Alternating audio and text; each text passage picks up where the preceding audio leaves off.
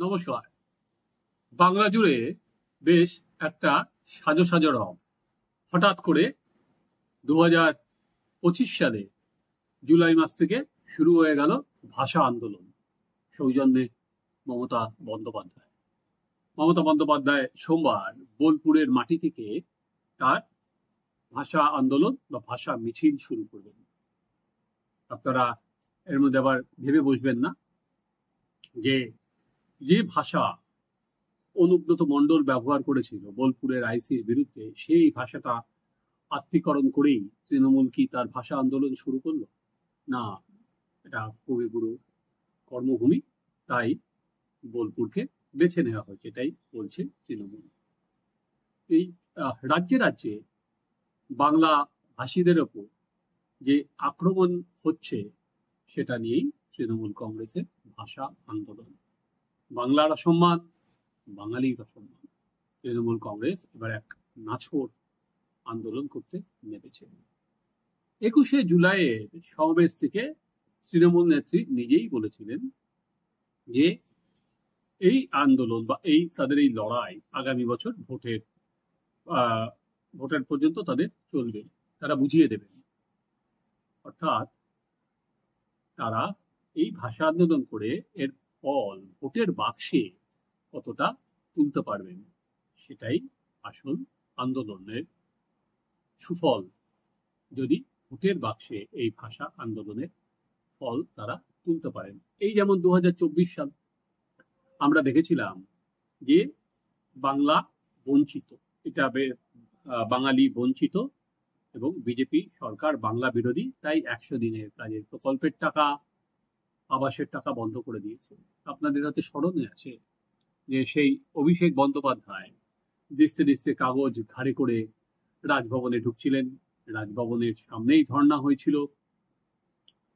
তারা দিল্লিতে গিয়েছিলেন, সেখানে দিল্লিতে বা কৃষি ভবনে মন্ত্রীর সঙ্গে দেখা হয়নি, নানা রকম নাটক। আলটিমেট কিন্তু যাদের জন্য ধর্ণা, তারা এখনো পর্যন্ত কেন্দ্রীয় প্রকল্পের যে টাকা কেন্দ্রীয় সরকারের, তারা পায়নি। হ্যাঁ, এটা ঠিক, ভোট বাক্স কিন্তু তৃণমূল কংগ্রেসের ভরে গেছে, বা তৃণমূল কংগ্রেস কিন্তু এই ইস্যুটাকে সামনে রেখে জিতে গেছে। বিজেপি যে দুর্নীতির কথাগুলো বলেছিল, সেইটা তারা তৃণমূল স্তর পর্যন্ত নিয়ে যেতে চায়নি, পারেনি। তার থেকে তৃণমূল অনেক বেশি লাভ করেছিল বাংলার বঞ্চনা, গরিবের বঞ্চনা, তারা যে ন্যারেটিভটাকে সামনে এনেছিল। এইবার একেবারে ভাষা আন্দোলন। দেখুন, ভাষা আন্দোলন মানে আমরা কি বুঝি? একটা সময় 21শে ফেব্রুয়ারি বা বরাক, যে বাংলা ভাষার জন্য যে আন্দোলন, এক সময় পাকিস্তানে উর্দুকে বলেছিল আর কোনো ভাষা থাকবে না, তাই নিয়ে 21শে ফেব্রুয়ারি, যেটা ঘিরে আমরা ভাষা আন্দোলন বুঝি। এটা আবার অন্যরকম, সেই তৃণমূল এবং ভাষা আন্দোলন। একদিকে হচ্ছে অনুব্রতের ভাষা, এবং তৃণমূলের যারা এখন জেলায় জেলায় যে ভাষা আমরা দেখতে পাচ্ছি, এটা তার থেকে যারা হাটকে। এখানে তৃণমূল বাংলার যারা পরিযায়ী শ্রমিক আছে, বাঙালি, তারা বলছেন বাংলায় কথা বললেই কি বাংলাদেশি। তো এবারে তৃণমূল কংগ্রেস যে ইস্যুটা নেমেছেন, সেটায় কতটা রাজনৈতিক লাভ তারা পাবে। কারণ দেখুন, এই যে যারা প্রবাসী, যারা কাজ করতে চান, পরিযায়ী শ্রমিক, তারা বেশিরভাগই সংখ্যালঘু। এই সংখ্যালঘুর ভোট তো তৃণমূল কংগ্রেসের ঝুলিতেই যায়। আমরা 2021-এর নির্বাচন যদি দেখি, আমরা যদি 2024-এর নির্বাচন দেখি, তাহলে আমরা দেখব যে এই ভোটের সুফল কিন্তু তৃণমূল কংগ্রেসই পেয়েছে। তাহলে নতুন করে এই আমি তোমাদেরই লোক বা সংখ্যালঘুদের পাশে দাঁড়ানো, সেটার মধ্যে আমি ভোট বাক্সে অতিরিক্ত কিছু লাভ হবে বলে সংখ্যালঘুদের কেন মনে করার কারণ নেই। কারণ অলরেডি সংখ্যালঘুরা তৃণমূলের ভোট বাক্স উপচে দিয়েছে। এবার এইটাকে ঘিরে দেখুন, ভাষা আন্দোলন হচ্ছে হচ্ছে কোথায়? বাংলায় কি ভাষার জন্য কোনো অসুবিধা হচ্ছে? সেটা আমি আলোচনায় পরে আসছি। হচ্ছে অন্য রাজ্যে, এবং সেটাও খুব আর কি কম কিছু লোককে ঘিরে। তাহলে তার জন্য কি সারা বাংলা আন্দোলিত হবে? যারা যাচ্ছেন, যাদের ওপর এই অত্যাচারের খবর আসছে, সেটাও কয়েকটা, বেশি নয়। মমতা বন্দ্যোপাধ্যায় নিজেই বলেছেন 1000 জন 21শে জুলাইয়ের মঞ্চ থেকে, এবং তারা পরিযায়ী শ্রমিক। তো বাংলার অসম্মান, বাঙালির অসম্মান, প্রবাসে তো লাখে লাখে আহ, বাঙালিরা থাকেন। তাদের কতজনের ওপর অত্যাচার হয়েছে কারোর কাছে শুনেছেন? অসমে আমি দেখছিলাম, তারা বলছেন আমরা খুব ভালো আছি, আমাদের কোনো অসুবিধাই হচ্ছে না। একইভাবে দিল্লিতে, একইভাবে গুরগাঁওতে, একইভাবে উত্তরপ্রদেশে কেউ কিন্তু বলেনি যে বাংলা বলার জন্য তাদের হতে হচ্ছে। তাই হঠাৎ করে তৃণমূল কংগ্রেস রবিবার থেকে এই ভাষা দিবস পালন করতে হৈ হৈ করে নেমে পড়েছে। কিন্তু বাঙালিরা যারা অন্য রাজ্যে আছেন, তারা কতটা আন্দোলিত হলেন? এখনো পর্যন্ত ওই পরিযায়ী যারা শ্রমিক আছেন, তারাই কয়েকজন বলছেন যে তাদের উপর অত্যাচার হয়েছে। সরকারি নথি অনুযায়ী 22 লক্ষ পরিযায়ী শ্রমিক নাম লিখিয়েছেন খাতায়। তারা 22 লাখ পশ্চিমবঙ্গ থেকে কাজ করতে গেছে, এটা সরকারি খাতায় কেউ নাম লিখেছে। তার বাইরে অসংখ্য আছে, এটা 1 কোটি হতে পারে, 1.5 কোটি হতে পারে। তাহারা কত অংশ এখনো পর্যন্ত অভিযোগ জানিয়েছে? যদি শতাংশের হিসাবে আসেন, তাহলে কিছুই না, 0.001%।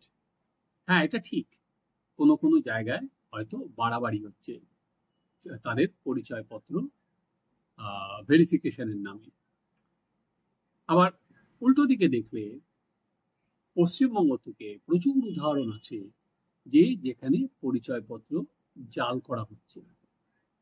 সেটা একটা গ্রাম পঞ্চায়েতে কাঁঠালগাড়িয়া 4000 জন্ম এবং মৃত্যুর শংসাপত্র নকল হয়েছে, সেটা আদালতে জানিয়েছে রাজ্য পুলিশ। তাহলে রাজ্য জুড়ে এই জাল চক্র কিভাবে কাজ করছে এটা সহজেই অনুমেয়। Aadhaar card, voter card, ration card কিভাবে জালি হচ্ছে সে তো বোঝাই যাচ্ছে। এবং অনুপ্রবেশ ইস্যু, এটা তো একটা সময় তৃণমূল নেত্রী সরব ছিলেন সব থেকে বেশি, ফলে অনুপ্রবেশটা আছে।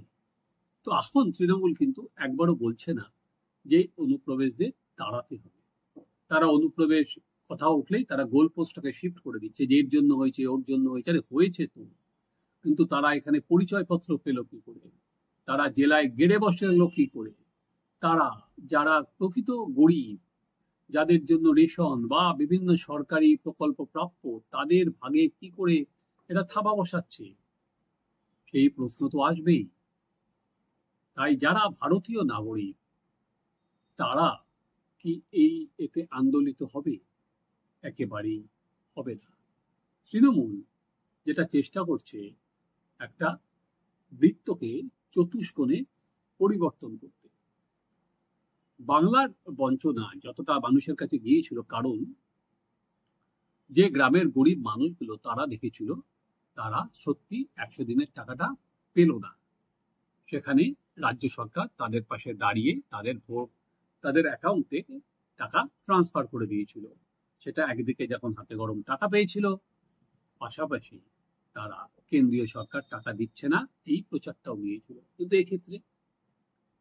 এক্ষেত্রে শতাংশ মানুষ তারা গ্রামে এসে বলবে এবং তাদের জন্য কলকাতা রাস্তায় না, এটা এখনো পর্যন্ত কিন্তু সেরকম কোনো হাওয়া নেই।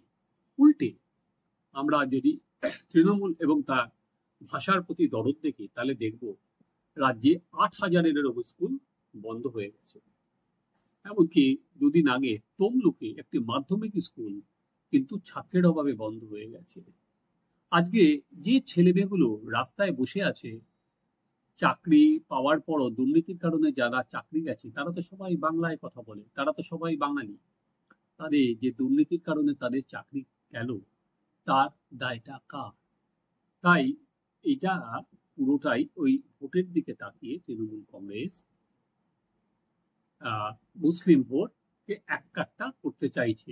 তাছাড়া তারা ভাবছে বাঙালি বোধহয় আবার এর মধ্যে ঝাঁপিয়ে পড়বে। এখনো পর্যন্ত আমি দেখিনি কোনো রাজ্যে এই শ্রমিকরা ছাড়া একটা কথাও কে বলেছে। এবার আসা যাক খুব গুরুত্বপূর্ণ একটা পয়েন্ট। আমরা বিহারের যে এসআইআর এর যে খসড়া কমপ্লিট হয়েছে, 1 আগস্ট যার খসড়া তালিকা আর কি চূড়ান্ত তালিকা প্রকাশ হবে, তারপরে 1 মাস সময় আছে যা যারা মনে করবে যে তারা বঞ্চিত নাম তুলতে পারবেন। সেখানে যেটা দেখার সেটা হচ্ছে এই পরিযায়ী শ্রমিক অন্যত্র ঠিক কতজন যাওয়ার কারণে তাদের নাম কাটা গেছে। এখনো পর্যন্ত 35 লাখ বিহারে আছে। পশ্চিমবঙ্গে নিঃসন্দেহে এই সংখ্যাটা বহুগুণ বাড়বে, কারণ বিহারে কিন্তু সেই অনুপ্রবেশ ইস্যুটা এত প্রবল নয় যেটা পশ্চিমবঙ্গে প্রবল। 2016 সালে সংসদে যে স্ট্যাটিস্টিক্স দেওয়া হয়েছিল তখনই বলা হয়েছিল 1.5 কোটি অনুপ্রবেশকারী আজকে ভারতবর্ষে ঢুকে পড়েছে। তারপরে দেখতে দেখতে প্রায় 10টা বছর হতে চলেছে। তো এরপরে অনুপ্রবেশকারীদের নাম এখান থেকে বাদ গেলে এবং তারপর যারা পরিযায়ী শ্রমিক আছে এবং তারা যারা অন্যত্রই স্থায়ীভাবে আছে কলকাতা বা পশ্চিমবঙ্গ ছেড়ে অন্যান্য মুর্শিদাবাদ, মালদা, দিনাজপুর, নদিয়া, 24 পরগনা থেকে, তাদের কিন্তু যেখানে কাজ করবে সেখানেই তাদের নাম উঠবে। একইভাবে বিহারে 22 লক্ষ মৃত ভোটারের নাম কাটা গেছে। এখানে আমরা দেখেছিলাম দ্বিজেন মুখোপাধ্যায় গায়ক, তিনি পর্যন্ত মৃত্যুর পর ভোট দিয়ে যান। এরকম অনেক ভোট পড়ে গেছে মৃতদের ভোট। একদিকে এই মৃতদের ভোট এবং এই যে পরিযায়ী শ্রমিক যাদের জন্য আজকে তৃণমূল মাঠে নামছে, তাদের নামটা কাটা গেলে তৃণমূলের কিন্তু আতঙ্ক কয়েক গুণ বেড়ে যাবে। দেখুন, এমনিতে এই তৃণমূলের এই হঠাৎ বাংলা বাংলা করা বিনোদনের পক্ষে খুব ভালো, মনোযোগী। সেখানে ভালো দেখবো যে হয়তো কোনো প্রাইভেট টিউটর রেখে শত্রুঘ্ন সিনহা, কীর্তি আজাদ, ইউসুফ পাঠান, সাকেত এরা সবাই মিলে বাংলা একসাথে কোনো টিউটোরিয়াল রুমে ভর্তি হয়েছে সবাই বাংলা, কারণ সংসদে তৃণমূল বাংলায় এবার কথা বলবে। তাহলে তারা বক্তৃতাই দিতে পারবে না, খামোশ করে তো থামিয়ে দিতে পারবে না শত্রুঘ্ন সিনহা। তাহলে নিশ্চয়ই এরা বাংলা শিখবে, সেটা ভালো। একই সঙ্গে নিশ্চয়ই সাগরিকা শিখবে বা মহুয়াও বাংলায় বলবে, এবার সেটা দেখার খুব আগ্রহ আছে। মহুয়া মৈত্র বাংলায় কিভাবে সংসদে তার বক্তব্য রাখেন। কিন্তু জিনিসটা কিন্তু শুধুমাত্র হাসি মশকরা এর মধ্যে থেমে নেই, কারণ এটা কিন্তু দেশের নিরাপত্তার কাছে বড়সড় প্রশ্ন তুলে দিচ্ছে। কারণ এখানেই আমরা দেখেছি যে জঙ্গিরা ভোটার তালিকায় মুর্শিদাবাদের নাম তুলেছেন এবং একটা না, তাদের 2টো ভোটার কার্ড, এরকম রানীর মতো কত জঙ্গি জাল ভোটার কার্ড নিয়ে ছড়িয়ে পড়েছে, জাল আধার কার্ড নিয়ে ছড়িয়ে পড়েছে আমরা জানি না। তাই এই ভাষা আন্দোলনে আড়ালে কোনো সময় যাতে জাতীয় নিরাপত্তা বিঘ্নিত না হয় সেটা আমাদের সকলকে লক্ষ্য রাখতে হবে। আপনারা দেখতে থাকুন আমাদের চ্যানেল সাবস্ক্রাইব করুন।